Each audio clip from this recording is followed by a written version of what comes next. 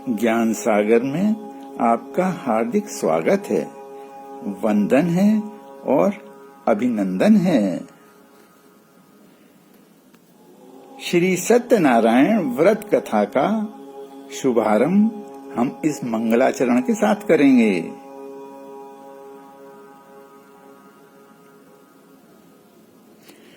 शांताकारं भुजगशयनं पद्मनाभं सुरेशं विश्वाधारं गगनसदृशं मेघवर्णं शुभांगं लक्ष्मीकान्तं कमलनयनं योगभृद्यानगम्यं वन्दे विष्णु भवभयहरं सर्वलोकैकनाथम्। श्री सत्यनारायण व्रत कथा का पहला अध्याय। एक समय नैमिषारण्य तीर्थ में शौनकादि 88,000 ऋषियों ने श्री सूत जी से पूछा, हे प्रभु, इस कलयुग में वेद विद्या रहित मनुष्यों को प्रभु भक्ति किस प्रकार मिलेगी तथा उनका उद्धार कैसे होगा? इसलिए हे मुनि, कोई ऐसा तप कहिए जिससे थोड़े समय में पुण्य प्राप्त होवे तथा मन वांछित फल मिले। वह कथा सुनने की हमारी इच्छा है। सर्वशास्त्र ज्ञाता श्री सूत जी बोले, हे वैष्णवों में पूज्य, आप सबने प्राणियों के हित की बात पूछी है। अब मैं उस श्रेष्ठ व्रत को आप लोगों से कहूंगा, जिस व्रत को नारद जी ने लक्ष्मी नारायण से पूछा था और श्री लक्ष्मीपति ने मुनि श्रेष्ठ नारद से कहा था। सो ध्यान से सुने। एक समय योगीराज नारद जी दूसरों के हित की इच्छा से अनेक लोकों में घूमते हुए मृत्यु लोक में आ गए। यहाँ अनेक योनियों में जन्मे हुए सभी मनुष्यों को अपने कर्मों द्वारा अनेक दुखों से पीड़ित देखकर सोचा, किस यत्न के करने से निश्चय ही प्राणियों के दुखों का नाश हो सकेगा। ऐसा मन में सोचकर नारद जी विष्णु लोक को गए। वहाँ श्वेत वर्ण और 4 भुजाओं वाले देवों के ईश नारायण को देखकर, जिनके हाथों में शंख चक्र गदा और पद्म थे तथा वरमाला पहने हुए थे, स्तुति करने लगे। हे भगवान, आप अत्यंत शक्ति के संपन्न हैं। मन तथा वाणी भी आपको नहीं पा सकती। आपका आदि मध्य अंत नहीं है। निर्गुण स्वरूप सृष्टि के आदिभूत व भक्तों के दुखों को नष्ट करने वाले हो। आपको नमस्कार है। नारद जी से इस प्रकार की स्तुति सुनकर विष्णु भगवान बोले, हे मुनि श्रेष्ठ, आपके मन में क्या है? आप किस काम के लिए आए हैं? निसंकोच कहें। तब नारद मुनि बोले, मृत्यु लोक में सब मनुष्य जो अनेक योनियों में पैदा हुए हैं, अपने अपने कर्मों के द्वारा अनेक प्रकार के दुखों से दुखी हो रहे हैं। हे नाथ, मुझ पर दया रखते हो तो बताइए कि उन मनुष्यों के सारे दुख थोड़े ही प्रयत्न से कैसे दूर हो सकते हैं? श्री भगवान जी बोले, हे नारद, मनुष्यों की भलाई के लिए तुमने बहुत अच्छी बात पूछी है।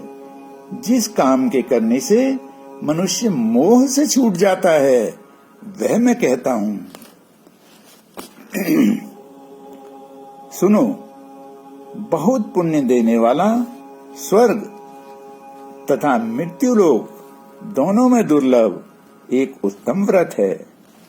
आज मैं प्रेमवश होकर तुमसे कहता हूँ, सत्यनारायण का यह व्रत अच्छी तरह विधि पूर्वक करके मनुष्य आयु पर्यंत यहाँ सुख भोग कर मरने पर मोक्ष को प्राप्त होता है।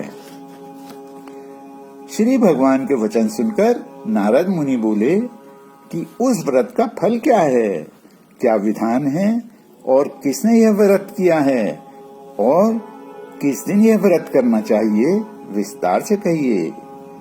भगवान बोले, दुख शोक आदि को दूर करने वाला, धन धान्य को बढ़ाने वाला, सौभाग्य तथा संतान को देने वाला यह व्रत उन स्थानों पर विजय करने वाला है।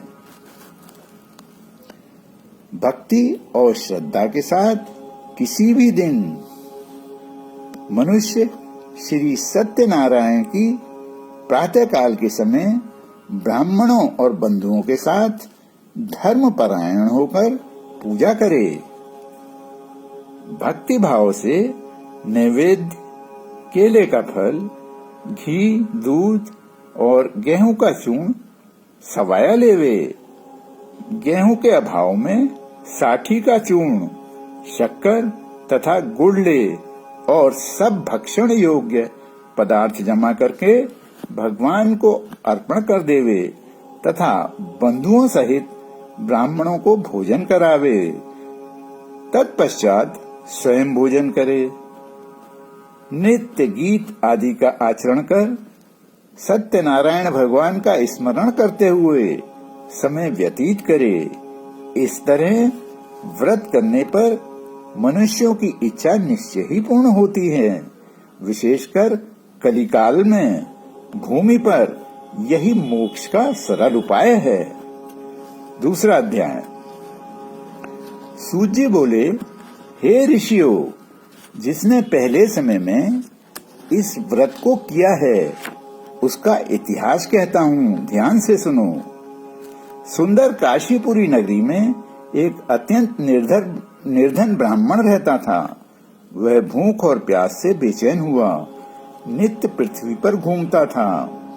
ब्राह्मणों से प्रेम करने वाले भगवान ने ब्राह्मण को दुखी देखकर एक बूढ़े ब्राह्मण का रूप धारण कर उसके पास जा आदर के साथ पूछा, हे विप्र, नित्य दुखी हुआ पृथ्वी पर क्यों घूमता है?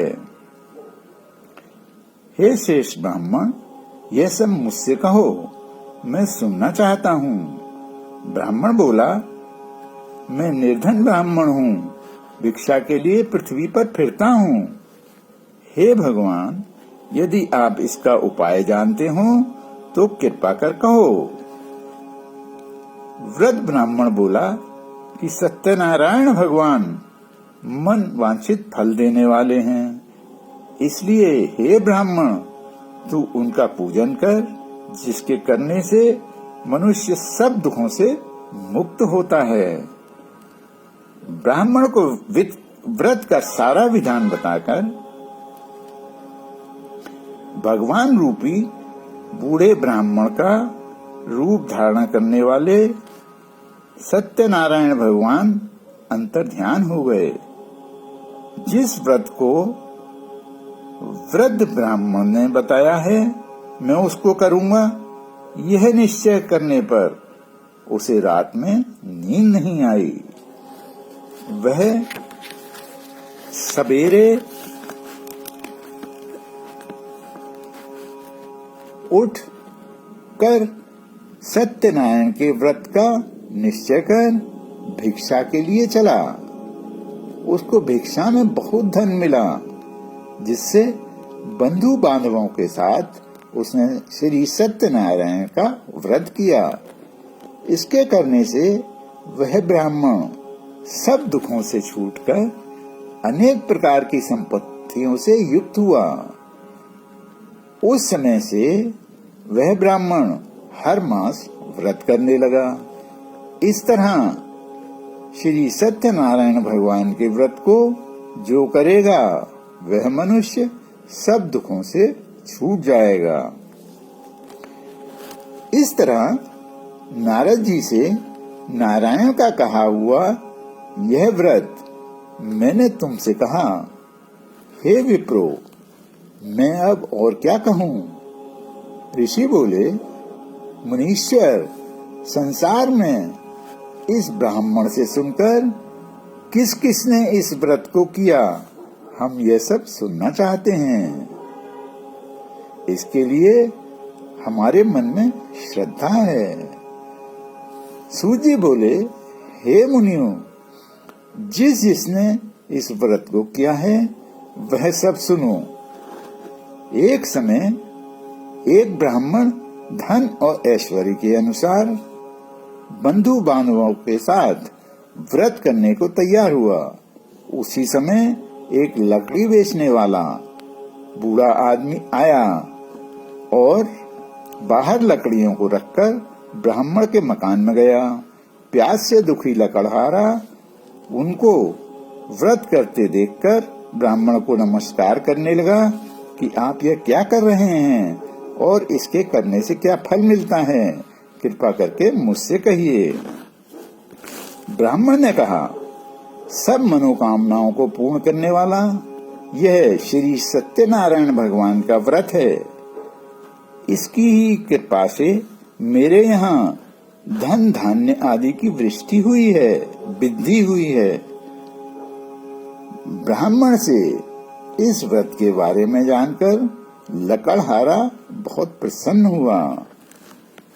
चरणामृत लेकर और प्रसाद खाने के बाद अपने घर को गया।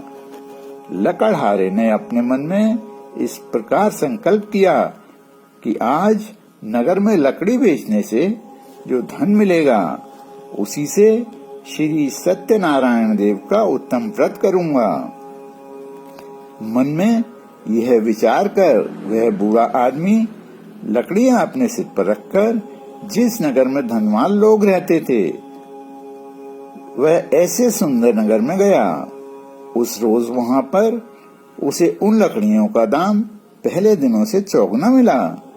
तब वह बूढ़ा लकड़हारा दाम लेकर और अति प्रसन्न होकर पक्के केले की पुली, शक्कर, घी, दूध, दही और गेहूं का आटा इत्यादि सत्यनारायण भगवान के व्रत की कुल सामग्रियों को लेकर अपने घर गया। फिर उसने अपने भाइयों को बुलाकर विधि विधान से भगवान जी का पूजन और व्रत किया। उस व्रत के प्रभाव से वह बूढ़ा लकड़हारा धन, पुत्र आदि से युक्त हुआ और संसार के समस्त सुख भोग कर वैकुंठ को चला गया। शेष अगले भाग में।